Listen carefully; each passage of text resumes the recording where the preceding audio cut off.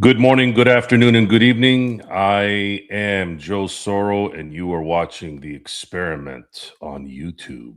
And tonight we discuss the new arrival of the next Infinity Stone. That is Kyle Tucker, formerly Cub, formerly the Astro outfielder. He has signed a 4-year, $240 million contract.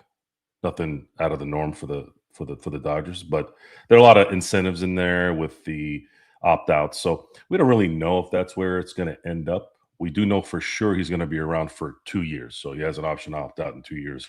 We're going to get into more detail on Kyle here. He had his first press conference today. He was officially brought in, and we'll get to talking a little bit of Lakers. I'm going to try to send out some good enough information here tonight. I may be on the Lakers fast break again tonight around 10, so I might be repeating myself on that show, but we'll get into the Laker talk as well. But I wanted to make this kind of a Dodger show that had a little bit of Laker. I want to thank Chris for putting together the design behind me here with the Kyle Tucker signing. Again, it's a interesting scenario that most think is kind of status quo at this point. If you want to get technical, this was something that the Dodgers actually needed, and they did go above and beyond in terms of bringing him in terms of the pay. But we've heard that the Dodgers always preferred high AAV versus long term, and from the details that I've seen in terms of negotiations with Kyle Tucker, one with obviously the one that's a little bit more public, which was the Mets offering him $50 million a year before the Dodgers came in and gave him 60. I did hear, and I don't know if it's official though, I did hear that the Toronto Blue Jays offered him a 10-year deal at 350. I think it was somewhere in there. I think it was 350 actually. I had predicted 300 to 350. We know he wanted 400, but no one was going to give him 400. I think Toronto capped him out at 350, but for 10 years. I'm going to take a guess that maybe they didn't accommodate him in terms of opt-outs at that point. Like if they probably said, look, if you want to be here, we want you here for 10 years, and here's what's going on. And in his case, taxes I know in Toronto are a little bit harsher than they are in the United States, even in California. But then at the same time, if you look at his AAV, he would have been paid on the average about 35. He's making 60 for sure in the next 2 years. So if you look at it from this standpoint, he took the higher number per year, guaranteed for at least 2 years, at least if he decides to opt out, right? So in 2 years, he covers almost half of the 350 in Toronto. So he may be thinking, I'm going to do what Juan Soto did, and he kind of had to wait, right? He turned down the Washington Nationals $400 million offer because he knew he'd get more, right? He bet on himself. He knew, and then he got what he wanted later, but it wasn't immediate. It was like almost 3 years later, right? So he may think if he performs, let's say Kyle Tucker hits 35 home runs, gets 90 RBIs, steals 25 bases, and bats 300. And the Dodgers win one of the next two World Series. Preferably for him, the second year in this deal, right? Let's say they don't repeat, but they win 3 out of 4. He goes into that offseason with all that momentum and winning a World Series, and then obviously having good numbers. Now he can decide to opt out and see if there's somebody else out there that would want to give him a 10-year deal at 30 years old, or maybe an 8-year deal at 30 years old at that same price. Maybe somebody would want to pay him $40 million a year at that point. So 40 times 8, he's looking at 320. Maybe that makes more sense to him in the long run, right? Because now he turns that 10-year window into a 340 plus 120.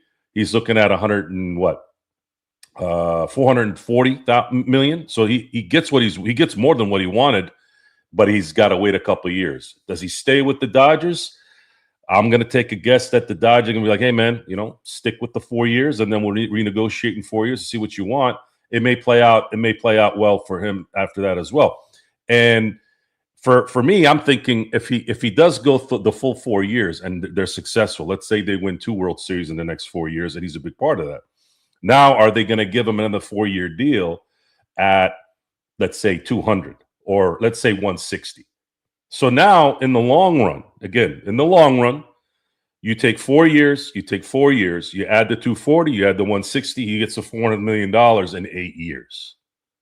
So it's almost like, and by the way, this isn't anybody telling me this. This is just kind of something that kind of calculated in my head when I was thinking about now and later.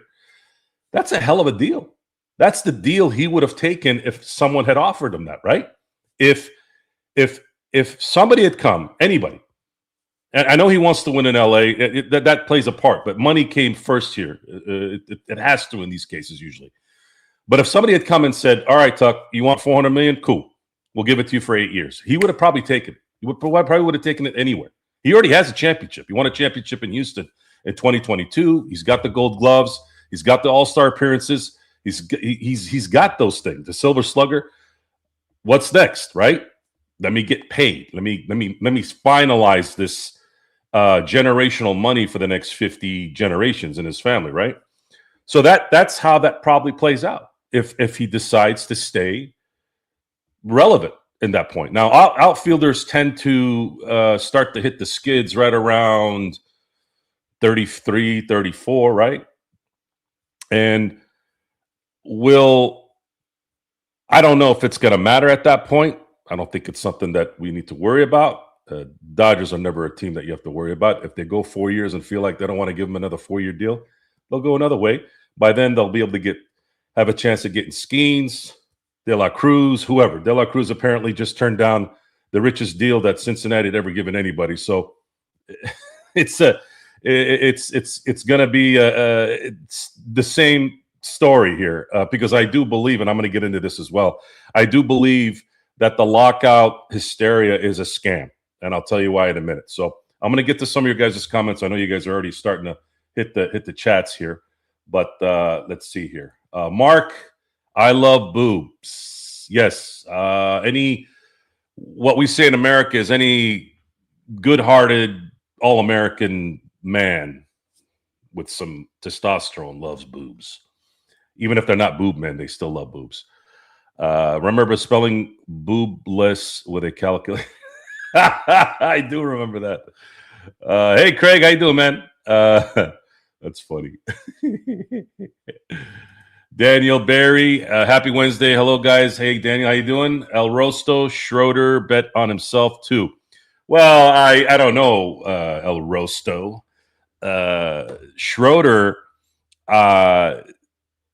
I don't know necessarily if he bet on himself, other than more so than he was delusional about himself. You don't turn down an $84 million contract for 4 years when you're Dennis Schroeder. If you're, let's see, who's right now? If you're Cooper Flagg, yeah, you could probably risk that. Even if you do get injured, you're still going to get more money. But you're Dennis Schroeder. You should have taken the money. You know, what is the old saying? Better to have the bird in the hand than two in the bush, right? He wanted two in the bush, and then by the time, he was ready to go get it, those birds were gone. So Dennis Schroeder should have taken the money, and he wouldn't be the laughing stock and sitting outside waiting for Luka to come out the locker room to want to kill him. So that's just that. I think that's comparing apples and oranges, another famous cliche, right? Let's see. Daniel, when we begin, okay, you guys are talking there. Joey, what we thinking about Genie bus story? Well, I'll get to that in a minute here. Let me, I might have to, I guess, jump into it now since everybody's asking. Peralta, Roberts, and Bo cost more than Tucker, but we're bad guys. Craig, it's, the noise, even before the internet, even before social media, the noise is just that. The owners are putting out a PR hit on the players, which is a stupid method to go about this, by the way. I cannot explain this any clearer for those who don't know. The MLBPA is not the NFLPA or the NBAPA. I'm gonna have to really have this kind of ingrained in you guys. They are they've arguably have the strongest union in all of unions in the country, the Major League Baseball union. So if the owners want to have any chance at having a deal that they want, which by the way will not include a salary cap, if y'all think they're going to get a salary cap after 2027, you don't know shit about baseball. You don't know shit about baseball history, and you know nothing about these unions. You got to look at history. A lot of you guys might not have been born when they had the shutdown in 94. That was for salary cap. That was what it's for. And I got a funny story about this because I have a friend of mine who frequents the show every now and then when he isn't busy jerking off in a room. He starts sending me messages about how, oh, they just bought. This fucking guy is the same guy. Now, he was younger at the time, so he didn't understand it much, but he doesn't, just like any other delusional moron that's uneducated, he's sitting there yapping at me about, oh, they bought everything. Yet, when you look at the history of why the NFL got a salary cap, the main reason, the spark in the salary cap, or at least that's what they called it, and of course, that's what likely was the final leg of it, was Edward DeBartolo, which is one of my favorite owners of all time. He owned the San Francisco 49ers, and he spent the way this Dodgers spent. And he also had the same atmosphere in San Francisco as the Dodgers. Everything was family oriented. Everything was spare no expense. First class. You ask anyone that played in that era, whether they were there for the entire era, whether they were there for a couple of years, they almost say the same thing. And I hear the same thing in LA too now. First class organization. I remember that was embedded in my memory at that time. First class organization, because that's how Eddie D handled business. And what he did too is he spent money. And he spent money on anything and everything to make sure that that team had every opportunity to win. And then everything got shut down once the salary cap, I think, was implemented in 1993. So this is a Niners fan later yapping at me. You think the Niners would have had all those titles that you guys have to cringe to now because the Niners can't get past their own way to win a Super Bowl in this century? That's what your team did. So be careful when you don't know shit about something. You better do your homework, because some of us have a good memory and some of us also do our homework. So if you're going to play sports with me, you better have a good memory and you better have some good research skills. Otherwise, I'm going to call your ass out.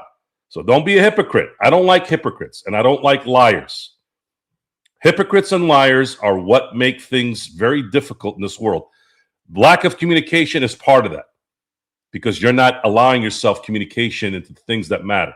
So the difference between the NFLPA, though, and the MLBPA is, and this is the same for the NBA, the unions in football, the unions in basketball are as weak as any union you'll find. Those guys will play like they're trying to do something, but the owners and the commissioner know that they won't do shit. You know why? Because none of them want to lose a single paycheck that week. They cannot risk it. And a lot of that has to do with the fact that a lot of these guys in the NFL and in basketball are absolutely pathetic in managing their money. And you can use whatever excuse you want. Well, they're young kids and they don't know any better and they got to get wild. It doesn't matter. None of that shit matters, okay? It's a matter of fact business. So none of those guys, none of those leagues ever have any prolonged anything. They had strikes in the 80s, in 1982, 1987 in the NFL. They had strikes. The lockouts in the NBA, when David Stern seemed to want to have a lockout every other freaking year once Jordan stopped playing, was to get control of salaries. That's what he wanted to do. He wanted to make sure discipline and salaries were in control. But what he ended up doing was he set it up in a way where it became, he kind of already opened Pandora's box. And then when Adam Silver took over, he was a little bit more accommodating to players versus his old boss, David Stern. And as he kept giving the players more and more what they wanted, it came down to this setup where, oh, now we can get these guys buttered up enough so that when we do want a pseudo hard cap, which is now starting to look like really just a straight hard cap, the second apron is like a hard cap. Now we have them by the balls. Now we can master the contracts. Now we can even shit out so that the Oklahoma City Thunder or the New Orleans Hornets or the Charlotte Hornets can be competitive, which is complete bullshit, by the way, especially in the NBA. NFL, even worse. NFL had a chance to bend Roger Goodell and the owners over really bad in 2011, and they folded like cheap freaking paper plates at a picnic. I mean, they had their moment. All they had to do was say no, and the owners would have lost out probably on a couple weeks, or at least a week for sure. And remember, guys, NFL only plays at that time was 16 games. Only play 16 games that matter. Now they still get paid the same amount of money for those preseason games, but then again, the advertising revenue probably isn't as much because they know most people aren't watching those games, right? But they're still making that money. They're still getting that TV money from that. It's spread out into that 20-game window. But they also get more money when they sell stuff at a stadium and things like that, right? Merchandise and everything. But they folded. They folded. Why? Because the guys knew. They knew, well, we can't afford to miss out on a week. That's for some of these guys, it could be 300,000 that week, could be $1 million that week. Depends on who it is, right? It wasn't about, oh, let's make a deal, let's not have a strike. No, they got bent over by the owners and the commissioner, and they didn't have the balls enough to say no. We want the deal we want. We don't want the commissioner to have any kind of deal where he can make whatever he wants as a suspension. No, we were not going to do that. Well, they did, and years later they started complaining. My thing was, I was tired of the rule changes because it was starting to compromise the sport. Now, I'm not talking about the CTE stuff. If you want to make sure that the CTE stuff is, not hitting the guys in the head when they're coming on a 5-yard in, yeah, that's fine. I understand that, especially with guys getting faster and bigger these days. But I think what it came down to is the rules, is the stupid rules, the stupid kickoff rules, and things like that just kept changing left and right without anyone being able to tell the commissioner, look, we're not going to do this. He just was able to do whatever he wanted, and discipline-wise, even more, right? So baseball does not have that problem. Baseball will wait until the owners fold because the owners make a lot of money, guys. Think about it for a second. I just told you that they play 17 games in the NFL, right? That means there's a team that's going to play 8 or 9 games at home. Just 8 or 9. Now imagine in baseball, 81. 81. NBA has 41. In baseball, it's 81 freaking home games. They make a lot of money at that stadium. A lot of money. And when they get this TV thing figured out, they're going to make even more money. And you don't need a salary cap to make that better. I've heard rumors about it'll help the value of the team if everything is even. There might be truth to that because now they know that they got this specific money that's being divvied up evenly, right? The money that they're spending is even, so it's easier to value. Oh yeah, this is going to be this and this is going to be that. Whatever. I'm not going to get into those details. That's the boring part of this. But what I will say this, okay, this is something that you guys need to remember. The owners, I'm talking from top to bottom, are all making money. And this whole thing about the owners putting out articles about how we're definitely going to ask for a cap now that Kyle Tucker's a Dodger. How can you pay him $60 million a year? It's all bullshit. It's all bullshit. And let's say it's not bullshit. Let's say the owner's like, nope, we are going to lock out in December and we are going to sit here until there's a salary cap. Folks, there's only so much time that those owners are going to sit. There's only so much time. And I'm telling you right now, from what I'm hearing, the players will not allow a salary cap without something astronomical. It would have to be the same setup now, but a salary cap, which is impossible. The players will sit out the entire year if the owners are disciplined enough to kill an entire year's worth of profit. Now, I looked at some numbers online, and again, I don't know if it's true, but it was somewhere where I heard that the Pittsburgh Pirates made like 484 million last year, something like that. I think Marlins too. I think it was the Marlins. It might have been the Marlins too, right around 400 million, almost 500 million.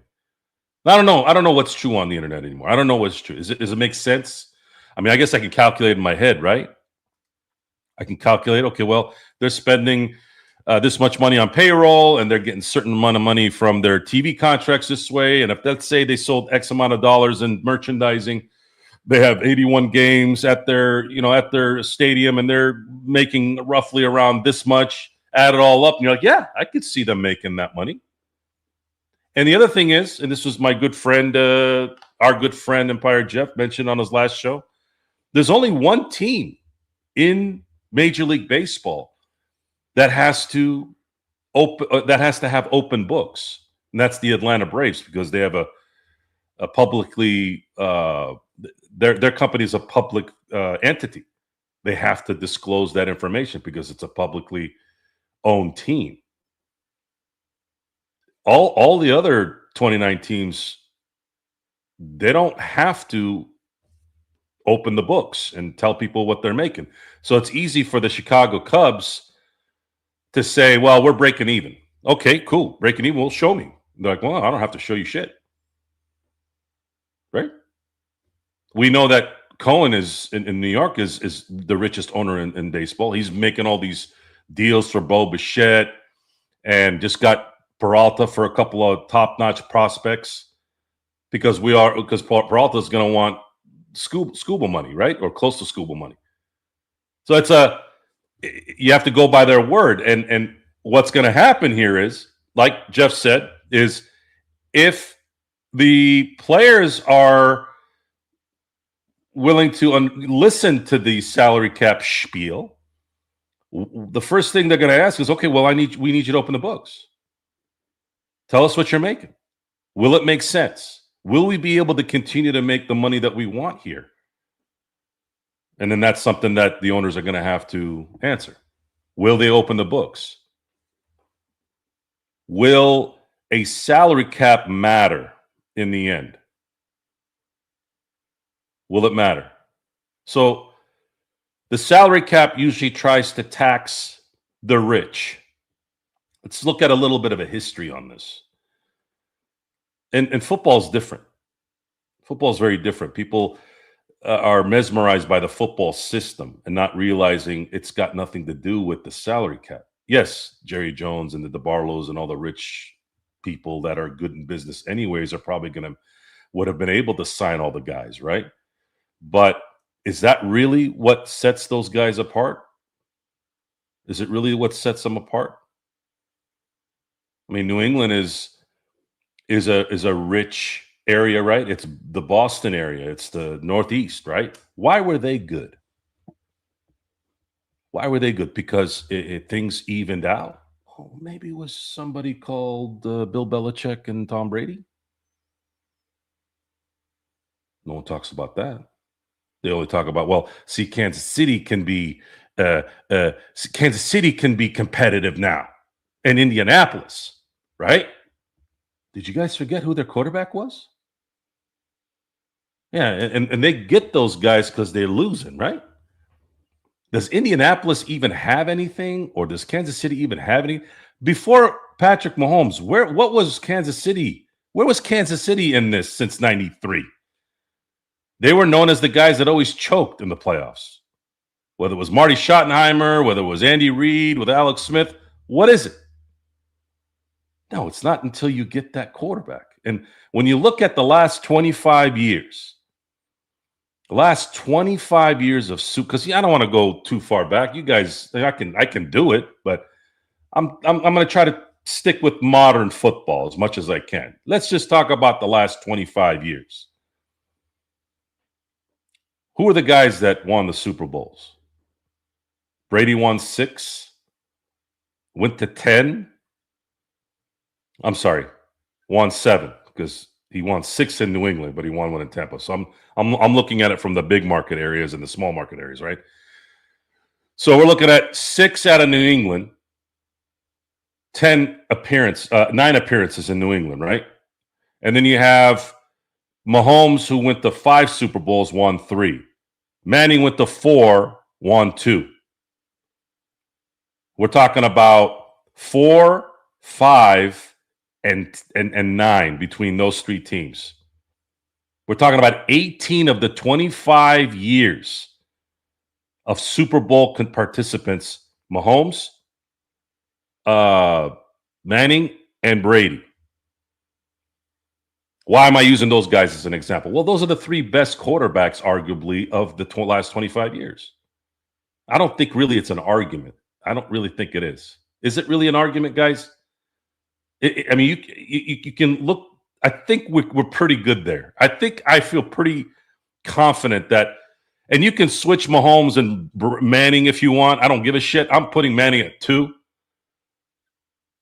He's a 5-time MVP, right? So 18 of the 25 participants, whether it was in northeast of Boston area where the money is there, or Kansas City, or Indianapolis, or Denver, the common denominator in football is, do you have that quarterback to be successful?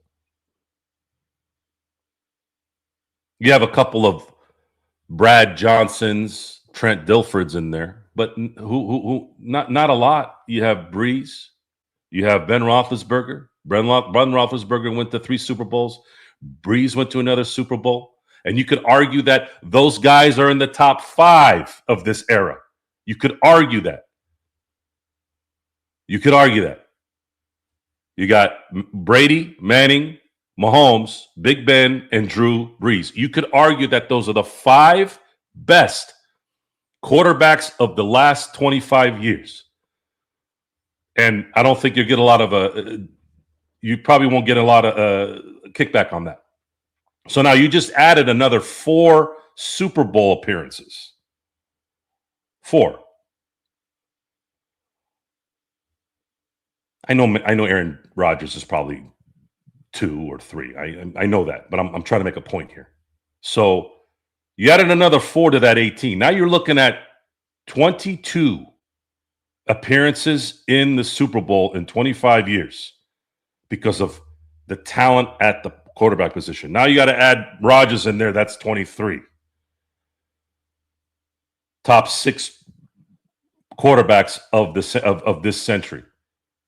Almost all of them were those guys in the Super Bowl. So that's the difference in football. It's not because of the salary cap. It doesn't matter. It really doesn't matter. And in baseball, you know, I don't care to discuss the crying and the whining and the losing, because if you keep feeding that trough, you're never going to get out of it. You're never going to get rid of what's continuing to eat it. I don't give a shit about losers complaining about what's going on with what the Dodgers are doing. Remember this, because it's important. People started to hate Patrick Mahomes the same way they're hating the Dodgers. You know what the common denominator of all this? Because they started hating Tom Brady too. Normal people, normal losers who are tired of seeing others win a lot will always come back with venom, because they want that one person who's living the winner's life, and they keep winning. They want you to be like them. They want you to be a loser like them. It's like anything else in your life. Your neighbor, your certain family members, your friends. A lot of you guys have had people that are jealous of your success, right? And you've sensed it. Somebody's told you something. You can kind of get a little bit of the feeling from it when they're talking to you. It's there. It's there. So it's not going to go anywhere. It's not going to go anywhere. They're gonna maybe fix the deferral thing. They're gonna fix, maybe make it more punishable in terms of the luxury tax. That stuff is very realistic in terms of getting it fixed. But then all I hear is what the owners are going to get. What are the players going to get in return? That's something that needs to be discussed too. And we don't know what the players want. Right now, from what I hear, players don't want anything to change. They like the way it is. So what are the concessions going to be from the owners getting maybe better margins on the luxury tax penalties, maybe better TV money their way, whatever. What are the players going to get in return so that there's compromise? Or are the players getting everything they want now? Okay, but there's still got to be something like, well, why are we going to give you something that we already don't want? You know, if you think you're scaring us because we're not going to be playing, you're going to lose more money than us, really. Most of these guys played minor league ball and made peanuts. They're used to not getting paid a lot of money playing baseball all year round. These are kids now that have been doing travel ball for the longest time and didn't get paid for that, right? Their parents paid money for it. That's why it's not scary for these guys to not play, because they spent half their life already playing baseball for free. They're used to it. And not just from the amateur side, not just from the travel side. That's almost a prep. We're talking about even in professional baseball in the minors. So they're used to not making anything and playing baseball. So why would they jump off either way? And they also do know this. They know that the owners are full of shit. And when you know the owners are full of shit and they know that the owners are going to put out hit pieces on them just to save their ass from their fans because people believe everything they read, who gives a shit? And I'm telling you guys right now, anyone who believes that the owners aren't making money, every single one, every owner in baseball is making a shitload of money, all 30 teams. If those guys don't want to pay money for things, that's on them. You notice how I don't hear any complaining out of Tampa. You would think that Tampa would be complaining, right? I don't ever hear anything from them. They've gone to 2 World Series since 08 and 2020, right? Is that enough? Oh, well, we want to see Tampa go to the World Series every other year. Is that really what you want? Is that really what you want? Is it a coincidence? Is it a coincidence that Major League Baseball has jumped the NBA in the United States in the last few years when Ohtani came to the Dodgers? How often? I've talked to you guys about this a lot. How often, because baseball is so random and spread out, how often have you seen the best player in your league on the biggest stage of your league consistently? It's extremely rare. Barry Bonds was the best player of his era. But I'm going to give you guys 3 players of that era that you could constitute as number 1, 2, and 3 in whatever order you want. Doesn't matter. Doesn't matter. And I'm going to go everyday player. I'm not going to go with the pitchers yet. That was a little too easy because they only affect 1 of every 5 games. I'm talking about the everyday player. The most popular, most effective, best players of the 90s and early 2000s, or let's say 90s and 2000s, to keep it simple. You could say Barry Bonds, Ken Griffey Jr., and A-Rod. I'm talking about the 90s to 2000. I know Pujols is in there. We could probably put him in there, but he's only on the 20th side, on the 2000 side. But I'm just going to use the 3 there for a second because I'm trying to make a point. I'm not here to debate who was better than the other guy. But between those 3 guys, they only went to 2 World Series. 20 years. 20. And you only saw the best of your league in only 2 World Series. A-Rod in 2009 and Barry Bonds in 2002. And then if you add Pujols in there as the top 4 guy, he was only in the World Series twice, won 1 during that time.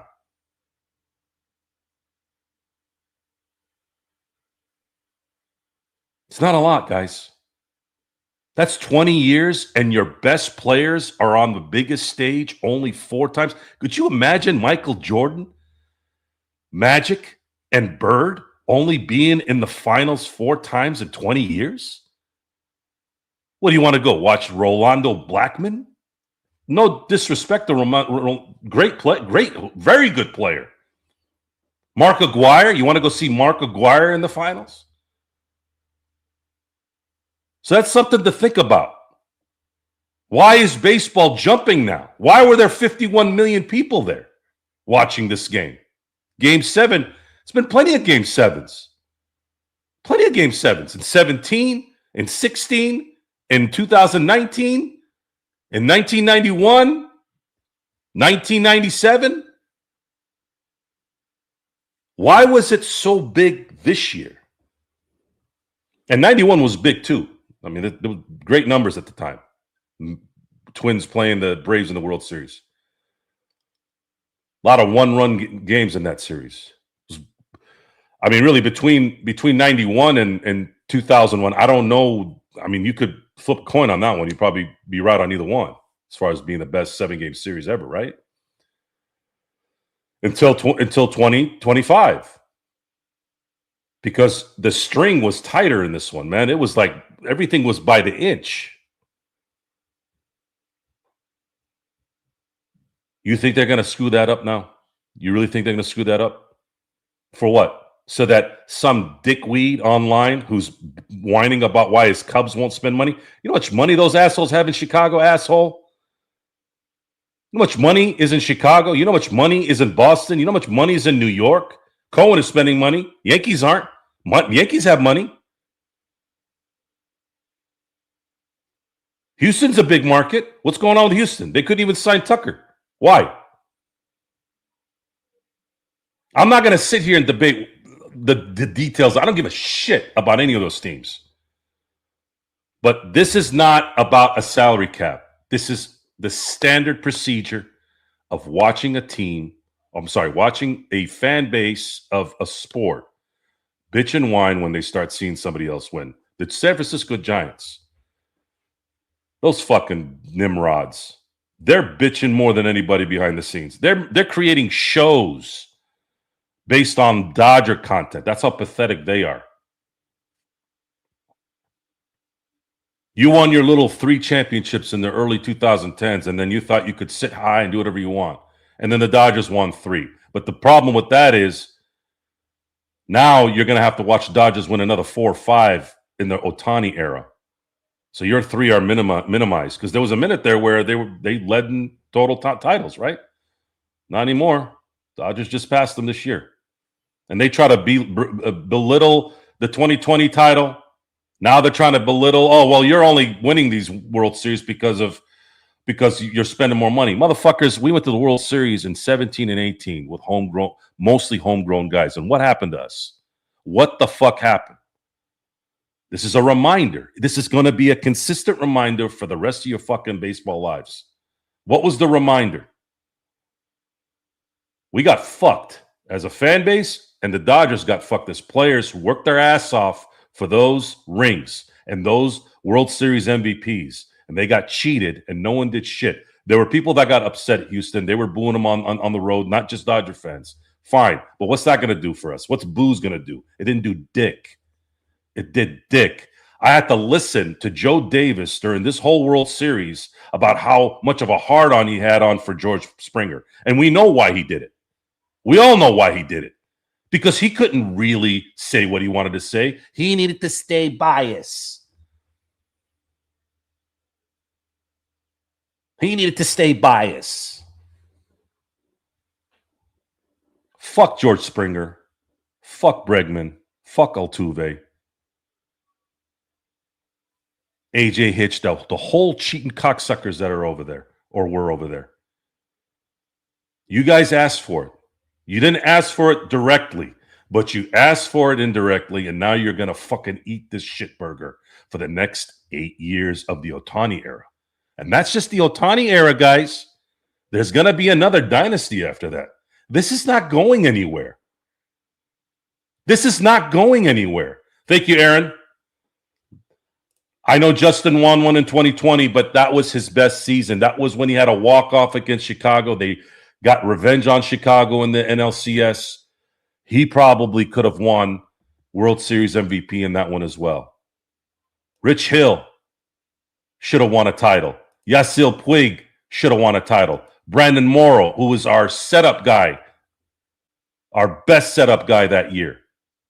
Kenley Jansen was still relevant at that time. Instead of winning a title in 2020 on the backs of Julio Urias because he started running out of gas closing these games. Yu Darvish had his career ruined in LA. What would have made the difference in him? Imagine that. Imagine Yu Darvish. What he had to deal with. Everything was about, oh, he tipped his pitches. He didn't tip shit. They fucking knew what he was throwing. Well, Joe, they still beat the Dodgers twice in LA. Asshole, it doesn't matter. All it takes is one game. And we know what game we're talking about. We're talking about, well, I'm talking about, but game 3. You don't win. Do you win game 3? I know you don't win game 5. I know you don't win game 5. I'll give you game 3. How about that? I'll give you game 3. But the Dodgers won game 4 with the cheating and lost game 5 with the cheating. Imagine if you weren't cheating. They win game 5 and they close it out in 6.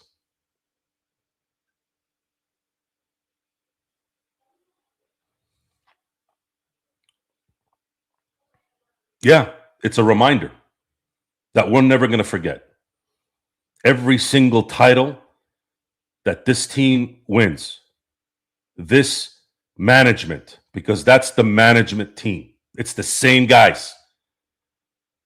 It's the same ownership, even with the characters changing. There's a lot of guys from that team too. I'm not saying there isn't, but at some point that's going to, the Muncies, Kershaw's gone now. Chris Taylor's gone now. The players on that in that era are almost gone. But the heart, the homegrown guys, and also the guys they picked off from the scrap heap that no one wanted.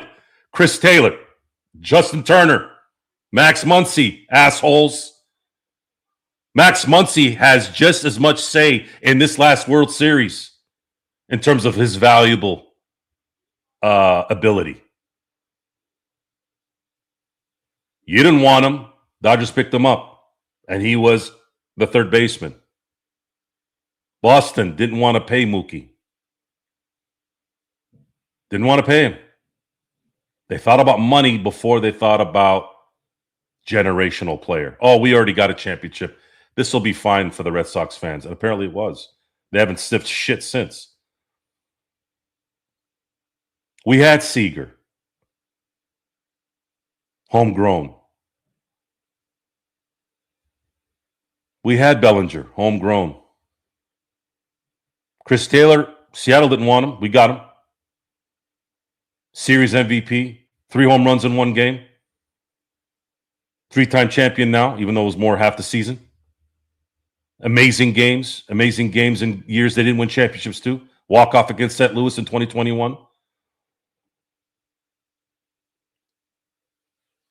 It's just, I'm not going to sit here and argue against the bullshit. I will remind you of the history. That's what this is. It's like this guy right here. The Astros didn't cheat. Stupid fuck. They already admitted it. It's all in. It's there. What do you mean they didn't cheat? They had to rat their own guys for immunity so they wouldn't take the championship trophy away from them. What do you think it was? If they had kept denying it, what would have happened? They would have gotten probably their title taken away. But instead, they came out. Manfred said, look, just tell me you fucking cheated and then we'll give you immunity. We'll fucking deal with it. If you lie to me, then I might do something that you guys might not want us to hear. We might vacate that title.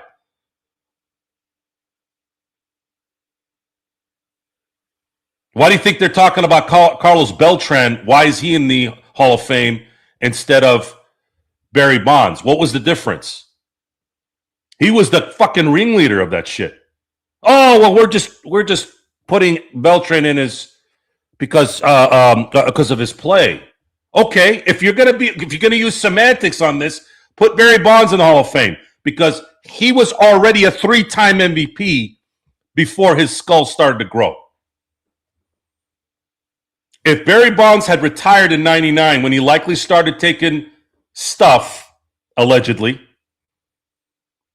he would have been in the Hall of Fame in 2005. First ballot. Might have been the first unanimous Hall of Famer, too. Maybe. I mean, I'd like to say that best hitter of the last 50 years. Jock was homegrown, thank you, Aaron. Jock had some clutch moments, too.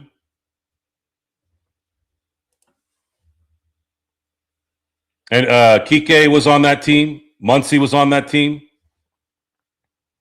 So Kike, he's another guy that Major League Baseball didn't value.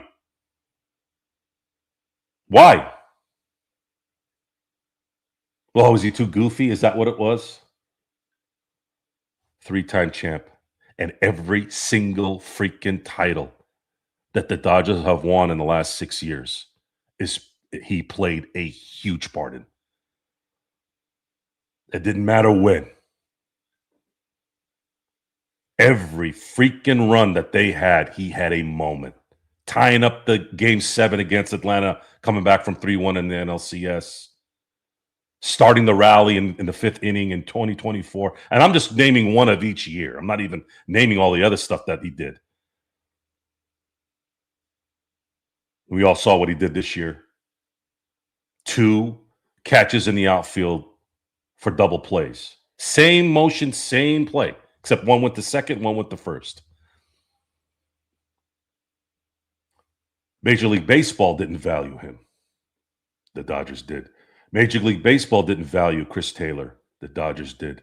Max Muncy wasn't valued. He was DFA'd by the Oakland A's. The Dodgers did. So don't sit there and say paying off, paying off, paying off. We're talking about half the fucking roster that mattered in these wins helped the Dodgers win. And also remember this, because this is likely going to be the best part of this man's legacy. Shohei Ohtani brought the deferred option to the table, not the Dodgers. He valued winning. He was respectful enough to go back to Anaheim and say, can you match this? And there'll be people that say, oh, he just did that because he knew they wouldn't match. It doesn't fucking matter. He didn't have to do that. Why would he do that? And I don't know him personally, but everything I hear, he's a pretty damn straight guy. He's a man of his word.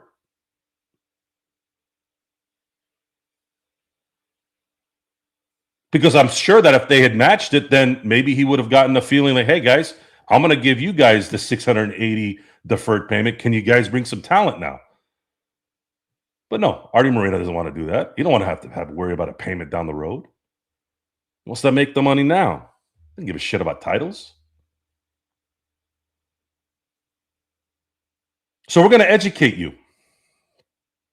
We're going to educate the dumb idiots. It's not going to matter. Most of you guys that are like this fucking idiot that just came on, the Astros didn't cheat. Stupid fuck. It's already in writing, you fucking idiot. It's already done.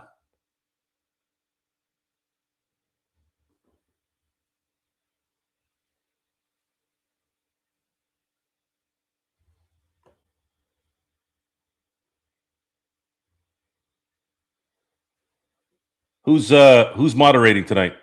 Get rid of Xbox SB. There's a lot of things I'll put up with, but don't ever come in here telling me you're my boys from Australia. I have to draw a line. So whoever's moderating, get rid of that piece of shit. I don't want to see his face again. Thank you. You don't ever talk about my boys in the Gold Coast and Sydney. You don't ever insult those guys. Ever. You want to put Joe's a douche name and talk shit? You want to say that Ox, dumbass, and what? I don't give a shit about that. Go ahead. Fucking do it. You don't ever talk about my boys in Australia. I will fuck you up. Virtually.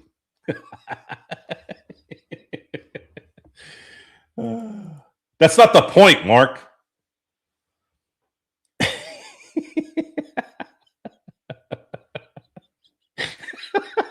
See why I love these guys? See that? Even when I'm serious, it doesn't stop. Oh, man. Anyways, I want to thank you all for being here tonight. Hey, a lot of guys in here tonight. 19 in. I haven't pushed the 30, 40, 50 a show yet because I only do a show once a week, sometimes once every couple of weeks. It's just what it is. Let's see here. What is it? Will Jones and Grace Fanboy. DICK. Cool. Keep the comments coming, Will, because that helps the algorithm for my show. Thank you. Joe will crush you like Joey Porter and his brother. I kind of fancy myself as more of a James Harrison. Joey Porter was one of our favorites. Joey Porter is like, even though the personalities are nowhere near anything close, like completely different personalities. But to me, the early Steeler teams, Joey Porter was like Justin Turner for that team. I just loved the hell out of him, you know? Yeah. I mean, I always say if God had given me a son, I would have raised him to be James Harrison. I'm not kidding either. I would have basically had him sit down and just watch James Harrison be James Harrison.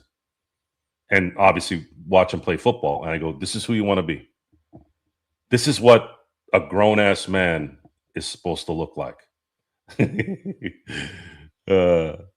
You remind me of Andrew Tate. I appreciate that. I don't dislike or like Andrew Tate. I'm pretty indifferent with him.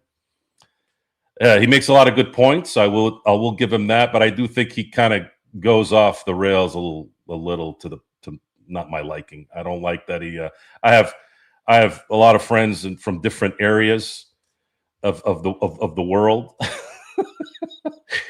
I'm not a narrow guy. I can spread out a little bit. There are some black and white things in my life, like don't hurt children, don't abuse women. Obviously, those are all in the absolutely no range. But I got a lot of friends, guys. I got friends that have been to jail. I've got friends that have been to prison. I have friends that have never smoked weed. I've had friends that are from Africa. I've had friends that are from the East Coast, from the West Coast, from Texas, from half Indian, half Irish. I mean, there's not really a lot missing from my surroundings. I've got a pretty good, I hate using the word diversity, but it is what it is. And this didn't happen because I was looking for it. It materialized as it did. And it makes it's easier when you're in Southern California. Southern California is a melting pot in itself. So, yeah, but I appreciate it. Thank you, Denver Nuggets fan. Thank you for the entertaining game last night, by the way. Appreciate it. If you can thank Jamal Murray for missing every shot last night in the second half, that definitely helped. Let's see. Hey, Mark, just got on way late. Tough. What's up, bud? Different moves. Thoughts on Jeannie's new article that came out. Nice transition there, Different. Appreciate it. Please, for those of you who are new here, please like, subscribe, and hit the notification button. I'm always trying to get ahead of this a little bit more. I'm getting a little more activity on the shows. We would love to hear from you. I do an experiment show where we'll talk about everything, and then sometimes I'll have one where we're talking Dodgers, one we're talking Steelers, the other one we're talking LA sports in general. Tonight is LA sports in general. I know you see the Tucker sign behind me, but that's because that's what happened tonight. But I'm gonna shift over to the dual side of this. Let me see if I can find it. Here we go. See if it shows up. Did it show up yet? There we go. 1 second. There we go. Now we're back to the LA Lakers side. Yeah. So you might hear me repeat this, guys, on LFB tonight. I'm not sure if I'll be there at 10 o'clock, but if I am, you'll see some repeats. But this is not a surprise by any means. Jeannie has commented on the article. She said that she feels really bad about the LeBron commentary, that it's not true. I don't really think, I don't really care whether it is or not. We saw what happened. We saw what happened with this team and what the 2022 debacle in terms of the Westbrook trade did to this team. And we know that LeBron was a catalyst in that, and so were his representatives.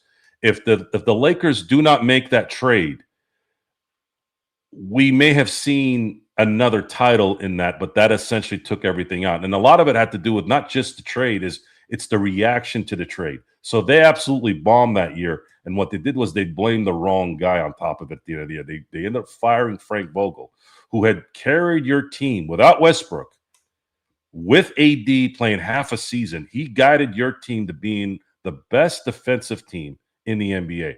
When you have at least a good defensive team, no matter what's going on with your talent, you have a chance to win. And Frank Vogel, in my view, did that for the Lakers, and he got treated like garbage. And as soon as they fired him, they got in Darvin Ham, complete opposite, useless. Oh, Joe, he went to the Western Conference Finals. Is that what you, are we going to start? Are we really going to start talking about in-season tournament banners and going to the Western Conference Finals as Laker fans?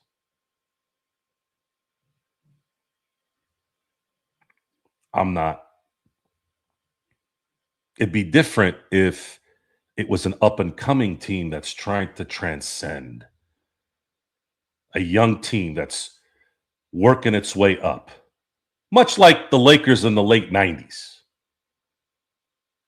We were looking at it. We were looking at that period. Well, these guys should be going to the finals. Well, there's some truth to that, yeah. But Kobe was like in his second year, in his third year. He hadn't blossomed yet. It was different then. He didn't play the first year, barely played the second year. And then there was a strike in year 3. Is it a coincidence that the first 82-game season where he started, they won the championship? I know Phil Jackson had a lot to say in there. Sure. But sometimes it's not. Sometimes things work. The timing of things hit perfectly. Shaq, at that year, decided to listen to Phil Jackson and lose weight and focus on winning a championship, and he won his only MVP that year. Sometimes it takes some time when you're young. This team was not young. This team was set to win now. And you ruined it because you couldn't figure out who the real leaders were on this team. LeBron has never been a leader in the way you think. People assume that he's a pass-first guy and he's all jolly and all. That has nothing to do with it. I know plenty of jolly guys that don't do shit in terms of leadership. I know guys that played on championship teams that it wasn't even them that was the leader of the team. It was the role players because they were good at communication. You could even say to some degree that Derek Fisher was a more respected leader on those Gasol, Kobe teams than Kobe himself, because Kobe is an asshole. I think Kobe was worse than Jordan. Jordan has again, I can't prove this, and I know Bill Wennington and Judd Bushler and all those guys would probably say otherwise, and that's fine. They were there. They know better than I do. But to me, I just, from from what I've heard and just being able to observe personalities, I just always thought that Michael Jordan may have been vicious, but he was just vicious to win. Kobe's just vicious, period. That's just who he is. Jordan was able to turn it on, turn it off when it came. Here's a good example. The same trainer that Jordan had, he had talked about this on a couple of interviews. When it came to the differences between Jordan and Kobe, Kobe wanted to die every practice, every bench press, every curl, every squat. He wanted to die. He wanted to get close to death. He was the Dorian Yates of basketball. Whereas Michael Jordan was Ronnie Coleman. Ronnie Coleman worked hard. Ronnie Coleman was the top guy, right? The king. But it looked natural to him. And he worked hard, probably just as much as Dorian Yates did, but it didn't show. Maybe it was because he was stronger. Maybe it was he was genetically more gifted. And those are all true, by the way. Dorian Yates had the genetics, but he didn't have Ronnie Coleman's genetics. Ronnie Coleman made it look easy. Jordan made it look easy. Kobe made it look easy, but you knew he killed himself to make it look easy. You see the difference? And for those of you who don't know who the hell I think I'm doing this for Aaron because he would know. When it comes to those guys, Ronnie Coleman's and Dorian, those guys were 8-time Mr. Olympia and 6-time Mr. Olympia. Those guys were a big part of my sports viewing life as well in the 90s and in the early 2000s, where I thought, and I don't really think it's an argument, it's the best era of bodybuilding. The golden era of the Arnold era of the 70s was the golden age, no doubt. It was the spark. But the best bodybuilders that have ever stepped on a stage were between you could say 1990 and 2005. The best. You have guys that probably came in 6th or 7th in the 90s, specifically 90s, that would have won Mr. Olympias consecutively now, which is so weird to think, right? Because nutrition is supposed to be better now and gear is supposed to be better. I always look at bodybuilding as a barometer, and things didn't get better in a lot of areas. And if you need proof, look at the muscle development. Look at how people looked in that sport at that time with less information, less knowledge. Hard work is never a bad thing, especially when it comes to mental. Let's see here. Where are we here? What about Duncan? MJ called him the best leader. Absolutely, no doubt. To me, other than Magic Johnson, Tim Duncan is the second greatest team sport athlete ever. What does that mean? It means this man was able to be the great player he was, and his ability to influence an entire franchise and win on top of that. It's him and it's Magic in my viewing life. Magic had more control. He was the point guard. He was Showtime. He's always going to be number one. The greatest team sport player is Magic, and then Duncan is number two. Immense respect for Duncan. Immense. But I don't put him in the category of best player of all time. That wasn't he was never the best player in any era. Even when he was winning MVPs in 2002, 2003, he was never better than Kobe Bryant. He was never better than Shaq in terms of at their peak. Like it's not being derogatory to him. It's just he wasn't. Shaq was. It's Shaq and Wilt in the history of basketball. You don't have that kind of athleticism and power, right? It's Kobe and Jordan, right? The only differences between Kobe and Jordan is Jordan had an extra God-given gear. His fast twitch muscle fibers were a couple levels higher than Kobe's. That's something Kobe could do. That's just not. It's like somebody who's runs fast. It doesn't matter if I train for 30 years. I'm not going to be faster than Usain Bolt. Usain Bolt could not train for 10 years. I could train for 10 years. And Usain Bolt would still probably beat me in a 100-meter race running backwards. You see what I'm saying? Sometimes just genetics are different.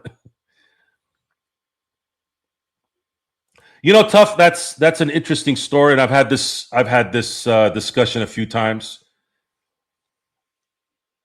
I think Kobe screwed up that one, and I think the reason why it was so public on that one because I think Smush was one of those guys that didn't put up with Kobe's bullshit.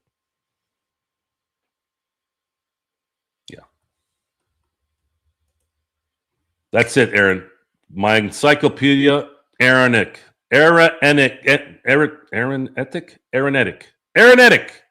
freaking stumbling all over the place here.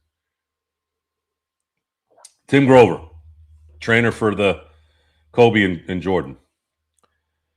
This is fire. Topic equals thoughts on Genie. New article we're talking about during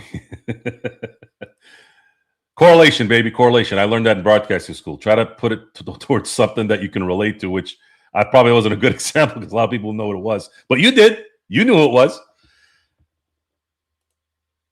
Rich Paul talking on his podcast about the Lakers trade options. It is what made Genie come out. You notice something since we're doing a Laker Dodgers show here. You notice we don't hear this shit in Chavez Ravine. You notice that, guys? You don't hear about Freeman is talking to somebody in Muncie's corner, and Scott Boras with Snell and Scott Boras are talking about something with Shohei. You notice that shit don't happen at Dodger Stadium?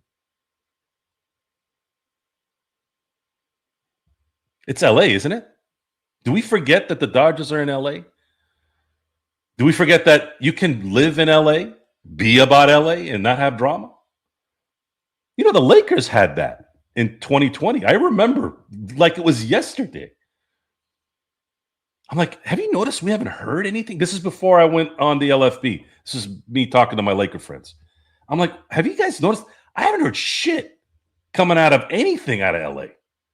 Locker room, not one thing about LeBron. That was like the 1 year where there wasn't a peep with LeBron. Nothing from Anthony Davis, nothing from KCP. I think the only thing that went weird was KCP having what did he have? The house arrest when he was like a few years back when he was leaving Detroit. That was it. You don't hear any drama out of Dodger Stadium, man. All you hear is Kyle Tucker's coming to the Dodgers, and everybody else is pissed. And now the Mets are tripping over themselves, trying to trade all their top prospects for Mr. Peralta. Good luck with Mr. Peralta in New York. How's he going to play out in New York? It's much easier to pitch in Milwaukee. We'll be able to pitch in New York. I can't wait to see Bo Bichette play third base. He'd never played third base before. Polanco has never played first base. Nemo gone. Polar Bear gone. Oh, your leader now is Juan Soto. Juan Soto is your leader now. The Polar Bear's gone. Nemo's gone. Your highest prospect, Nemo's gone. Polar Bear's gone. The heart of that team, right? So you said that you wanted someone to play at first that could help your run saving differential, right? And then you put a first baseman there. I mean, you expect me to buy now that story now? Really? I didn't buy the story before Polanco signed. Hell, even before the polar bear went to Baltimore. Now what? Now you look stupid. And then I find out you're signing Dante. I'm Dante Bichette. That's his dad. Bo Bichette, and you're going to stick him to third?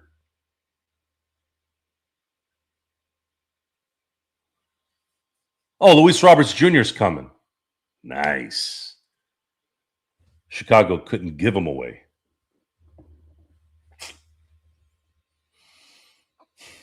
Now, what are the Mets fans going to do? They're in Queens and Flushing. The second the Mets are 20-20, what do you think is going to happen? They're going to blame the Dodgers. They're going to blame the owner. They're going to blame the guy that's fishing nearby. They're going to blame the carpenters. They're going to blame the window cleaners. Then what? Oh, we need a strike. This isn't fair. Losers. Nah, Messi, not Duncan. I don't know enough about that, Mark. I'm going to have to learn that. Where do you rank the doc, Joe? Are you talking about the doc? Are you talking about Julius Erving? I'll have to read that, Aaron. Thanks for that. Thanks, Mark. So Freeman and Pages sitting out the WBC, Kershaw in. I'm okay with that. Yeah, I kind of wish Yamamoto didn't pitch, but it's a 2.5 week tournament. I think it'll be fine. Dodgers ready to feast on Peralta again. Yeah, I mean that's the thing is you get Peralta. Peralta's like Dylan Cease of the National League now. So the two teams that are supposedly going to be competitors against the Dodgers got two of the most popular pitchers in this free agency, and they're both pitchers that the Dodgers eat up like clams. Edwin is gone, and his new home is in Los Angeles. Yeah, we got the best pitcher of this offseason in my book. Hi, Joe. I'm drink. Sorry. Your drink? I'm glad you drink. But I tuned in time for some Joe Soro time. Thanks, Glenn. I appreciate it, man. Thank you for being here. Dr. J. So, Dr. J is the Pat Riley of the NBA. He was so good at basketball. He was so classy. He was so smooth. He was so respected. He was because Kareem was so aloof, his talent spoke for him. But Julius Erving, Dr. J was the bright light for basketball in a time in the 70s and early 80s where the sport was just wasn't doing well. Magic and Bird obviously took it out of the basement a little bit, but Dr. J deserves a lot of credit in keeping it afloat between, I'd say, probably the 10 years between 1973 and 1983. And I want to put 83 in there because that's when he finally won his first NBA championship. And it sucked that it had to come at the expense of the Lakers, but if there was anybody that deserved a championship, it was Julius Erving, because he was classy.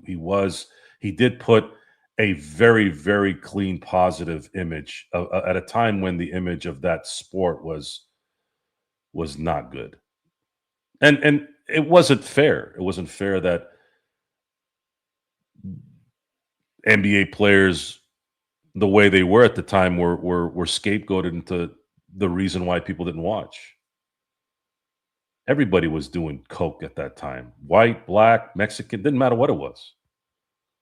Everyone was a heathen in the 70s. You could do anything in the 70s. I know this because my parents told me about it. You could do anything. You could smoke inside cars. You could smoke inside. I'm talking about cigarettes. Smoke inside restaurant. You could do anything. Take a bump at the gas station while you're picking up food on a road trip. So yeah, Dr. J, based off of information that I've put together in the many years I've been following the NBA, it's hard though to really put an assessment on that because I wasn't around for it. I was either not born yet or very young to where I didn't know enough to know what I was looking at.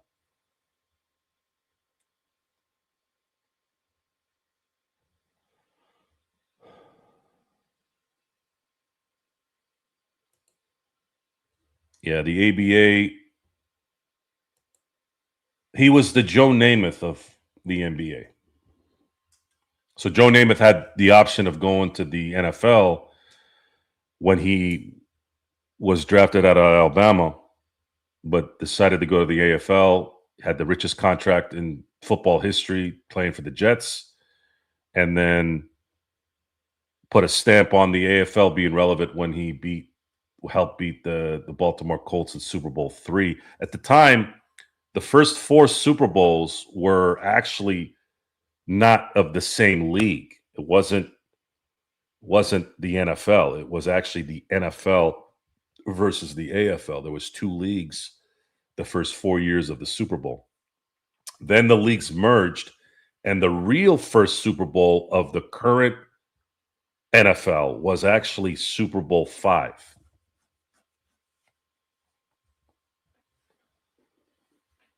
I mean, still count it. I'm just saying it didn't become AFC, NFC until 1970.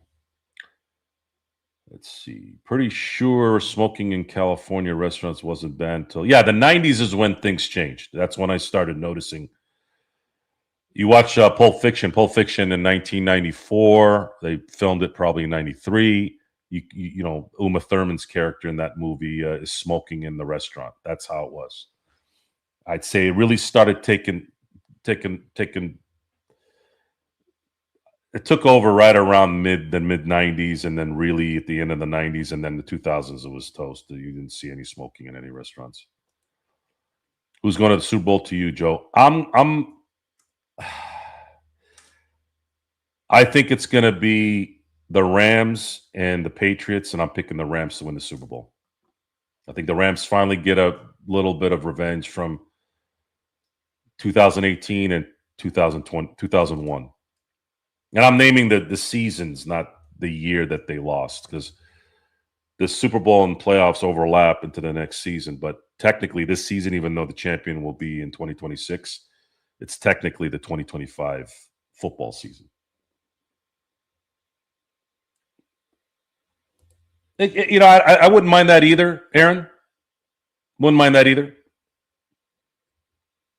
I think either one of those would be a cool story. I always like repeat participants because you get to play that, ooh, are they going to get revenge or are they going to still own that team? I do enjoy the repeats every now and then.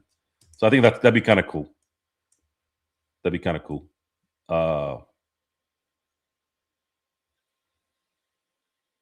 We had, what was it?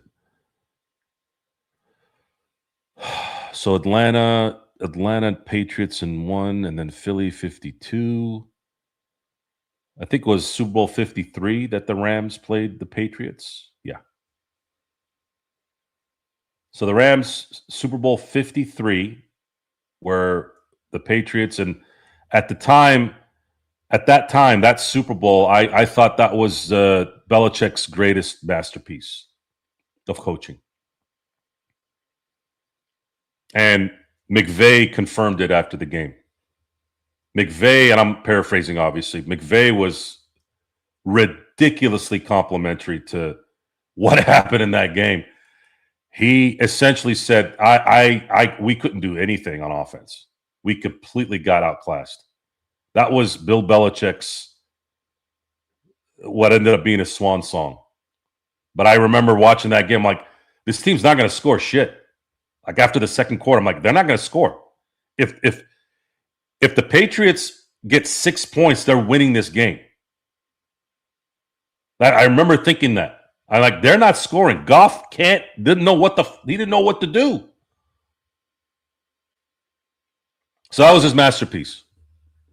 Yeah, that was Belichick's masterpiece. Super Bowl 53 against uh against the Rams. I don't even remember. I mean, I remember the Patriots, and this is something that you got to hand it to Tom Brady. Tom Brady, the line from Clint Eastwood and Dirty Harry, a man's got to know his limitations. My God, Julian Edelman won Super Bowl MVP that year, and Tom Brady knew. He knew. He goes, you know what? I'm going to manage this game. We don't need to take any chances. I'm just going to manage this game. All I give a shit about is winning. They scored 13 freaking points and still won in double digits. That is crazy. When you see that in a Super Bowl, that's crazy. And then, of course, the game that started it all, Super Bowl 36. I remember that game. I remember thinking there was a penalty on Willie McGinnis that pretty much gave the St. Louis Rams life when they shouldn't have called a penalty on that play. And the Patriots would have probably blown the Rams out at that point, or at least got it far away enough to where it wouldn't have been as close as it was in the end. I remember that night. I remember thinking, man, that's a horrible way to lose a Super Bowl like this, even though I wanted the Rams to win because I really like Kurt Warner. I love the turf, the greatest show on turf. Just because, again, I'm about dominance. I'm about greatness, right? So I thought it was a cool story that these guys could win two Super Bowls in 3 years by having one of the most entertaining offenses I've ever seen. But yeah, I think it's going to be Rams Patriots, but I'm picking the Rams this time. Sorry, Aaron. I can't have New England get the 7th Super Bowl because my boys have 6. I don't want you guys passing them. Would have loved to see Kobe playing in his Black Mamba uniform. Bend Over says hi, Joe. Interesting. Hopefully it's a woman. Who's Dirty Harry? Who is Dirty Harry? My favorite scene in that movie, Aaron, is when he's sitting in the car and the perp tells him he's in his parking spot. And he goes, "Do you know Miranda?" And he goes, "Never heard of the bitch." And then the 80s punch sound knocks his ass out. And then Jim Belushi, who, again, I don't like using this word because every asshole on the planet uses this word for the dumbest reasons. Underrated. Like, dude, this guy's not underrated. He's a 5-time champion. How can he be underrated? Anyways, Jim Belushi comes in the next scene. He goes, "Who's that piece of shit on the ground?" And then Arnold's just like, "He lives here." I actually asked him, "How you doing?" He's like, "Good, no problems." What's that piece of shit doing? He lives here. Patriots don't lose to the Rams in Super Bowls. Better hope the Broncos win. It doesn't matter, really. If the Patriots win, if the Rams win. I think it would be interesting if the other story is, what if Sam Darnold wins a title? What if Sam Darnold wins a Super Bowl? What the hell are the Minnesota Vikings and the Jets going to be doing when they see that? Because I didn't talk about the Vikings all year about this as he was continuing to play well, right? I kept thinking of the Jets, right? Because they picked him, and Of course, the Jets ruined his career like they ruined everything else. I mean, they ruined Sauce Gardner's career. This guy was a all-pro first team his rookie year. And now he's a laughing stock of football. Oh, he's the only player that was on teams that went, what was it, 1-8 twice in a year? That is sad. That is really sad. That shows you right there, guys, that sometimes going into a bad situation is not, no matter how talented you are. So imagine this. If Sam Darnold wins the Super Bowl, what the hell is the Jets? Forget the Jets actually now. Forget about the Jets. The Vikings are kicking themselves right now, for sure. They had no reason to let him go, but maybe they thought, he was only good because we have the quarterback whisperer. The quarterback whisperer. So O'Connell is the quarterback whisperer. But then they drafted J.J. McCarthy. I don't know about the whispering ain't too good there, man. I thought that was a stretch.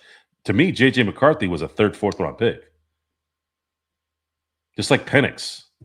These guys had no business getting drafted where they got drafted. I have no idea how desperate these guys were.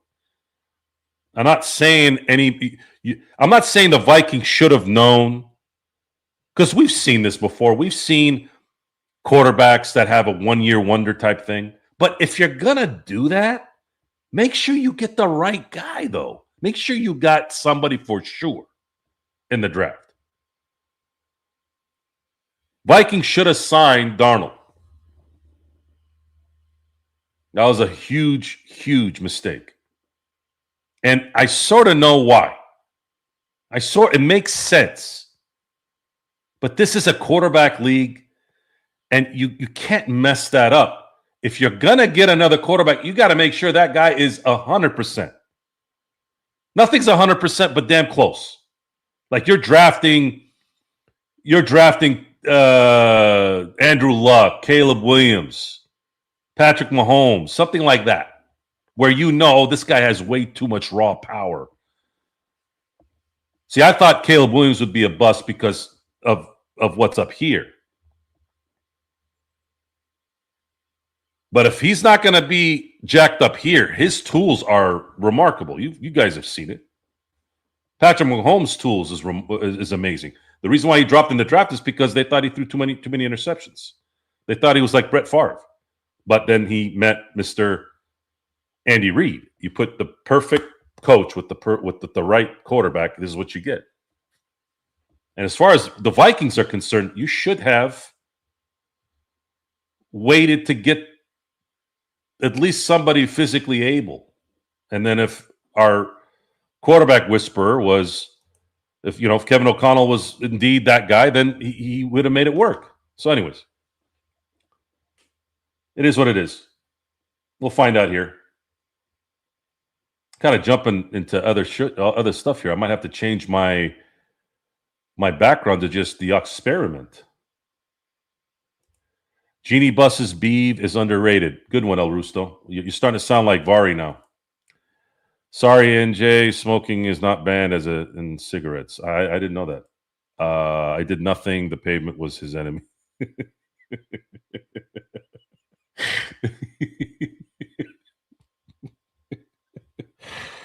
That was in Twins, not in Last Action Hero.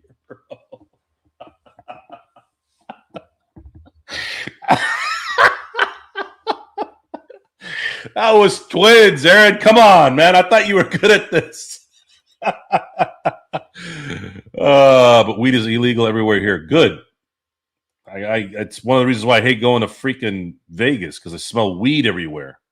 It's like that in New York now, too.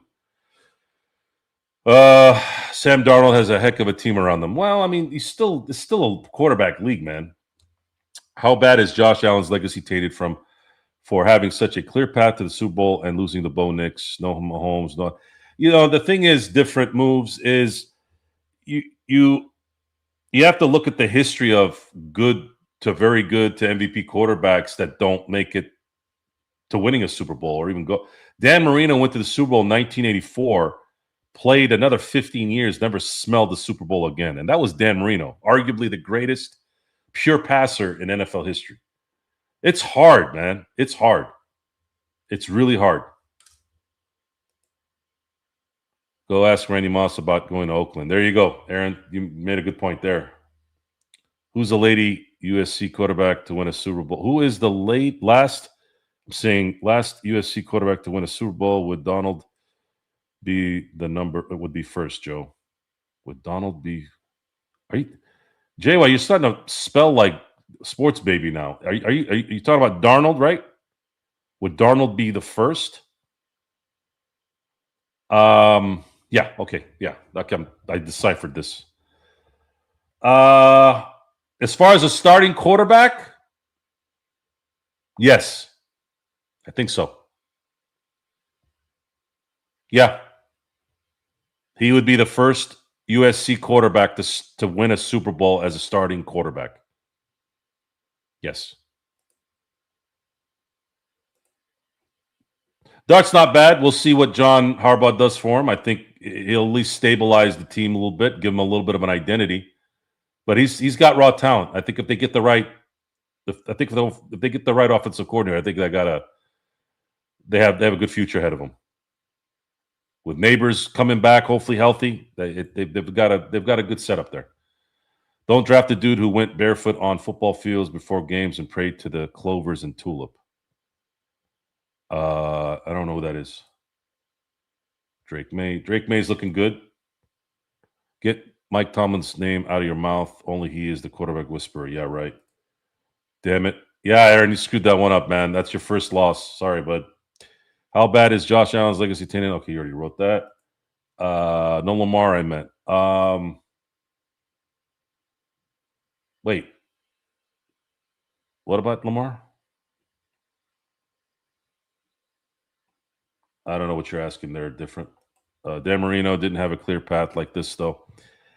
He did. The year he should have been in the Super Bowl in 1985, he was playing against Tony Eason and the wild card New England Patriots, and they killed them. And that was the year. That was the year where Marino sliced and diced the 85 Bears. That was their only loss. That was the Bears' only loss that year. And it sucks. This is one of those scenarios where whenever somebody says the NFL is rigged, again, I know there are people who've point shaved and can probably continue to do that, maybe even, and have cheated from an individual standpoint. But the league, there's too many risks for the league to manipulate a game. At least now. If there ever was a time where they wanted a Chicago Marino Super Bowl, that would have been it. That was the only game the Chicago 85 Bears, arguably the greatest single season defense ever, where they got destroyed by Dan Marino. If Dan Marino goes to New Orleans to face the Bears in the Super Bowl, there may have been a challenge to the Bears in that Super Bowl. Instead, the Bears waxed New England 46-10, and they were really never in the game. What do you think about McCarthy as the front runner? That's bullshit, El Rosto. McCarthy, if anything, maybe as a offensive coordinator, but he's not going to be a head coach.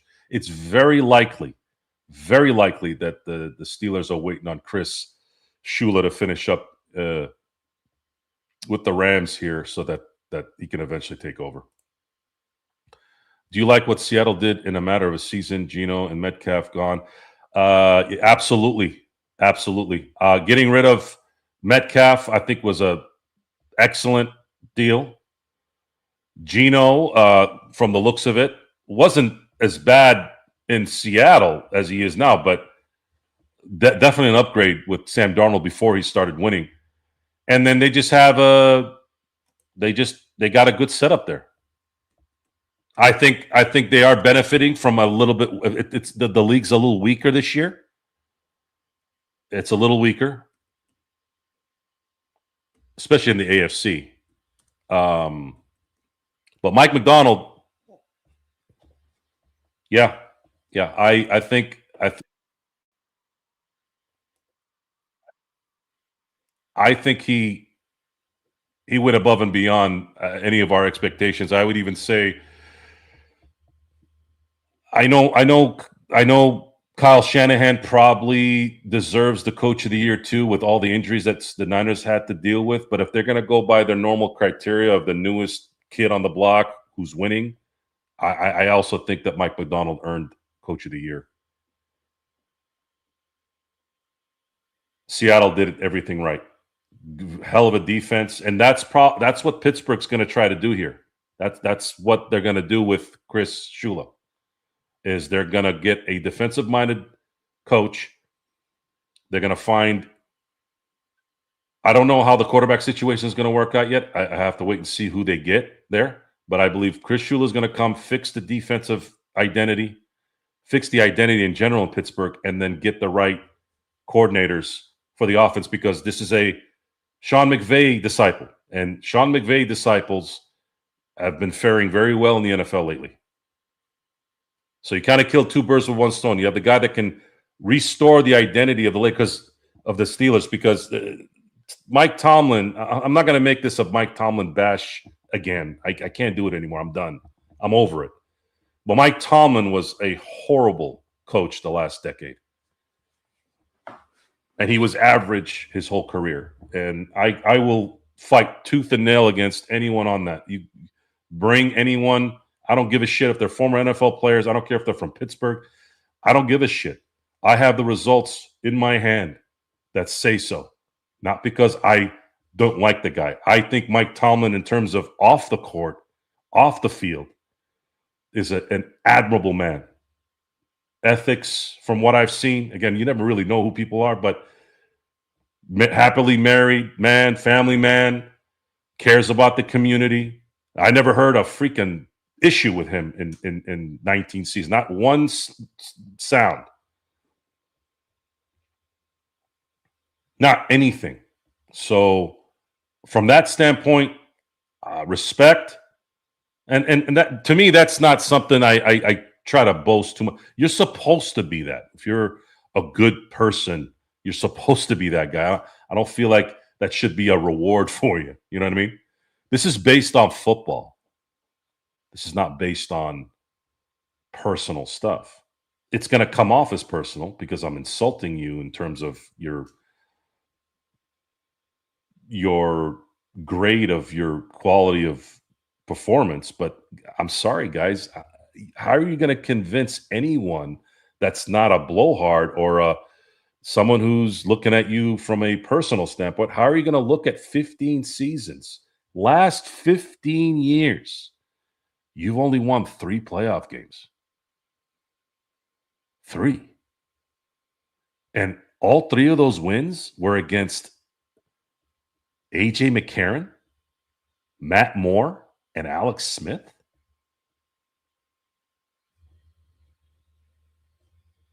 And you lost to guys like Tim Tebow, Blake Bortles, Baker Mayfield.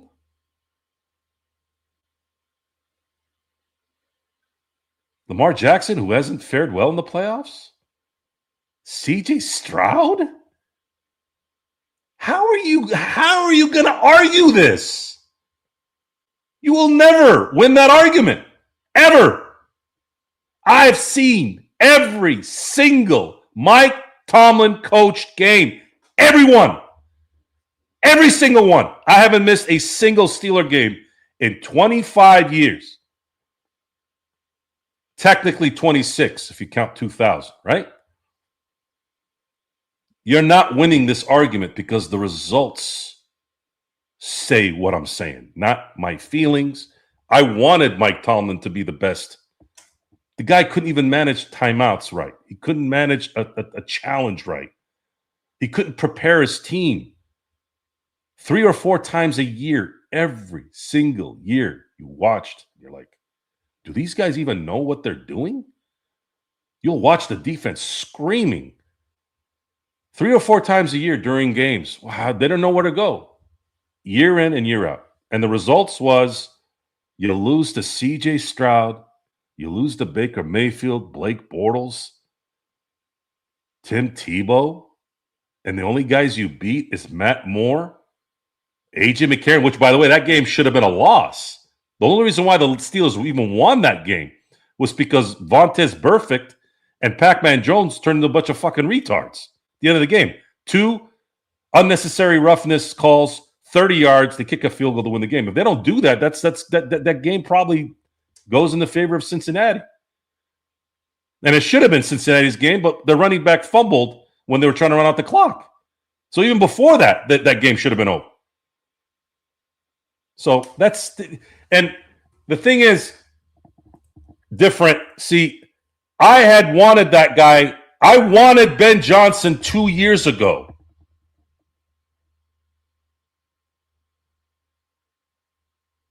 Chicago called Pittsburgh. It's confirmed.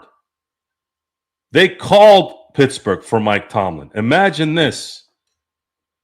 Imagine if they had traded Tomlin to Chicago and they hired Ben Johnson. How different would things be right now? This year even. Maybe they're in the AFC Championship game. So,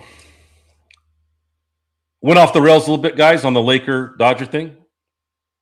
As far as Genie is concerned, I'll get back to kind of the topic here. Well, I guess you guys don't want me to go. Okay, hold on. J.J. McCarthy engages in grounding, standing barefoot. Oh, him. Yeah, I'm not into that hippie shit. It's like, dude, are you going to play quarterback or are you going to be fucking Woodstock 69 here? I don't give a shit. What are Tomlin's negatives in terms of coaching ability, ignoring for the purpose of this question his win-loss record? Just speak to why he was or wasn't a good coach without talking about wins and losses. So I had mentioned the details on knowing how to allocate timeouts. He was horrible in terms of when to call timeouts. When I would see his players in tight moments, they wouldn't run out of bounds correctly. Time and possession was bad with the team. The guys didn't know where they were. They weren't smart enough to know that they needed to run outside in a forward motion so that they can get the timeout, because if they retreat, it's the clock still goes, right? You have to be moving forward to go out of bounds. Those little details. The other thing is many a times he couldn't adjust to what the other team was doing. Or he'd come out on second halves and they don't know what they're doing. It's kind of similar to what the Lakers were the last few years, where they just turn into complete shit in the third quarter. Team looked not prepared. They lost. They played down to the competition a lot as well. And he really didn't have a signature win. He really didn't have a signature win where I'm like, man, if Mike Tomlin didn't coach this game, they may not have won. That might be unfair for a lot of people. They might look at the 2008-2009 AFC Championship game. That's the greatest game I ever watched. They might say, come on, Joe, you got to give him credit for that game. I'm not giving him credit for shit.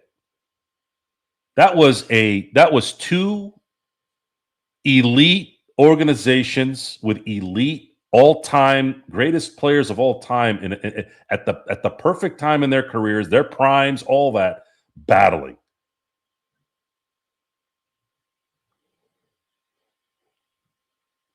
I just told you about Super Bowl 53.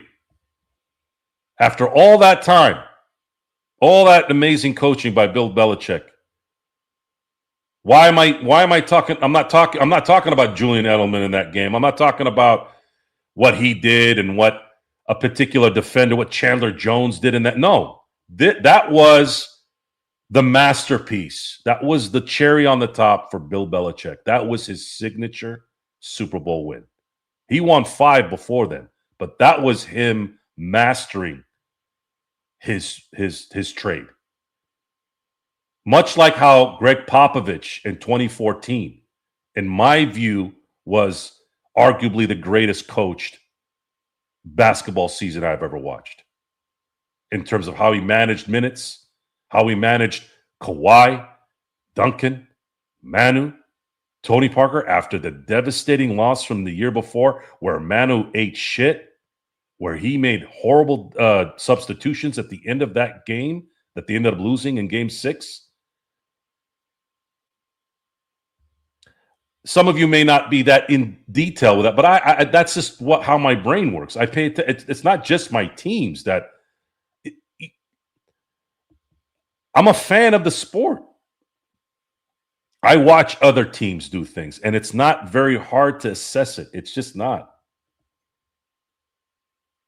Especially football. Football is my life. Football's been my life, my whole life. I still wish I could have played in the NFL, but body said it couldn't. So this is the next best thing is knowing the game, know how to talk it. Now I might not know all the intricacies of the West Coast offense.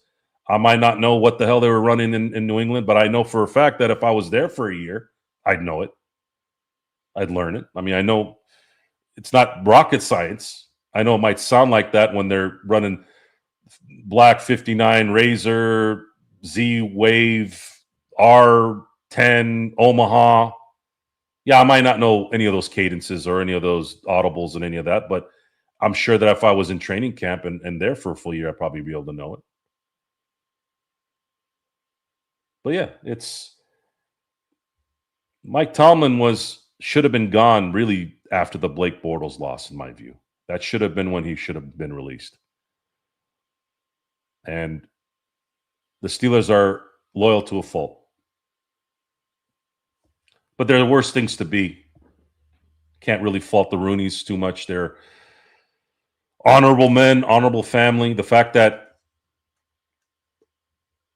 they're still running a family business in this era and they're still relevant, even though they're not winning championships, says a lot about them, and I want to give them credit for that at least. It's really not right, given all the great things LeBron has done for the Lakers. That has to be pulled into my trade. Yeah, and again, I don't know if you guys have noticed this lately, but I've been trying to defend LeBron a little bit more because I'm trying to focus more on the game instead of the stuff outside it. LeBron James really, really helped the Lakers out coming here. It wasn't a negative. The only real negative has been the Buss family. They're really the negative. Jeannie cares. I understand that. That's fine. I get it. She cares. There's no denying that. But she was really never capable of running this. And I think that's probably why Dr. Buss wanted Jimmy to get in this. I think he might have put himself in a little bit of delusion. Maybe my boy Jimmy can fight through this. He knew Johnny wouldn't be able to. Johnny was too temperamental. He was too much of a pussy. Maybe he thought Jimmy had a little bit more cerebralness, maybe. I don't know. And he does. Jim Buss had no business running the Lakers, but his personality, there's manners there. You don't see him talking bad about anybody, at least not publicly.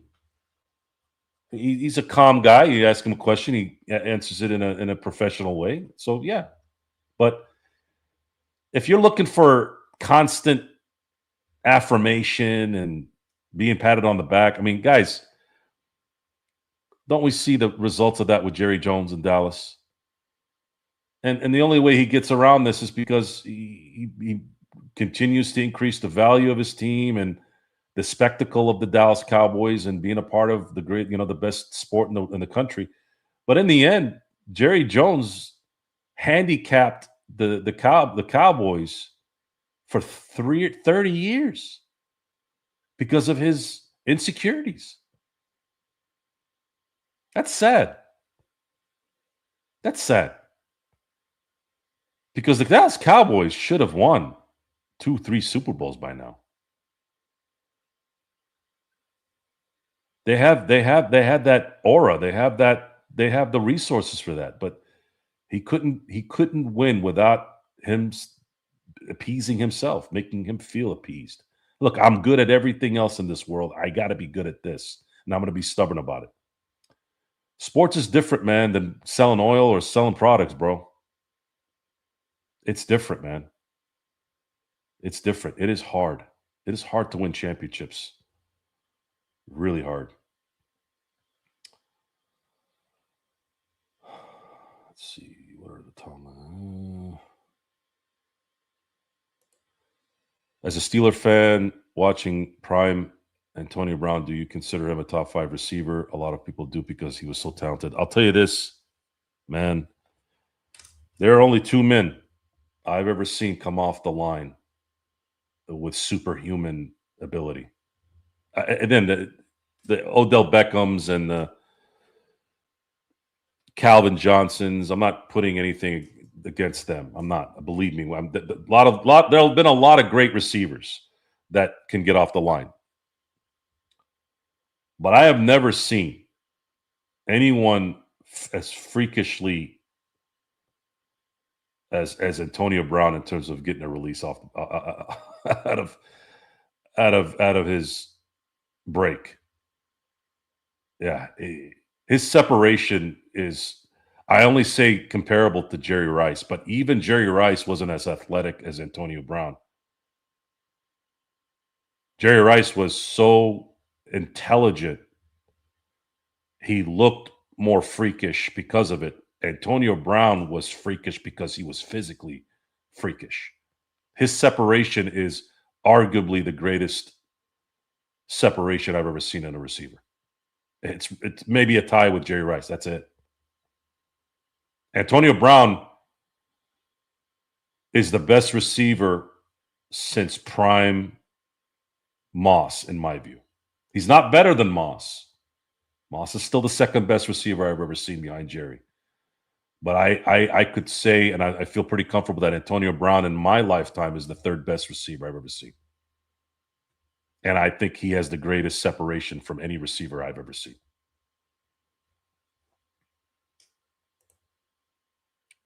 To say that it wasn't appreciated is just not true and completely unfair to him. I want to say that it was appreciated. I'm very happy LeBron came to the Lakers. He's been frustrating. He's been a pain in the ass, but I think in the end, the results, even though I wish the results were a little bit more grand, at least we were sitting watching the Lakers losing 17 games. I'm sorry, winning 17 games. That was harder to deal with. I'd rather deal with LeBron's antics and compete than have to watch Rob Sacre and Ryan Kelly and Tarek Black starting on the Lakers and winning 17 games in a year. Sorry, that's just what it is. Winning trumps all. You know how I know most of that hit piece on Bus versus Braun is because a large part of the negative dialogue says Bus said she almost traded him in 2022. He's not tradable and she knows it. I never heard anything like that. That's interesting. I never heard anything that he was going to get traded in 2022. So I don't know. Well, the thing is with Jeannie is we learned a little bit about Jeannie, right? I always point to the same situation with during COVID. She applied for the PPP loan, and then when somebody found out and leaked it out that she took a loan out, that she returned the money.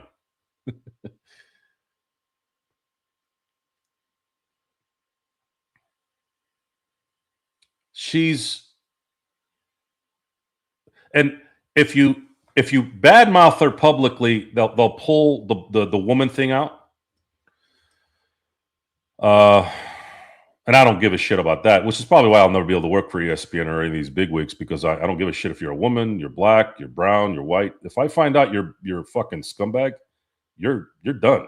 I'm gonna fucking go off on you, and you can I don't give a fuck what you say. I really don't care. I don't care if you sit there and call me all the names you want.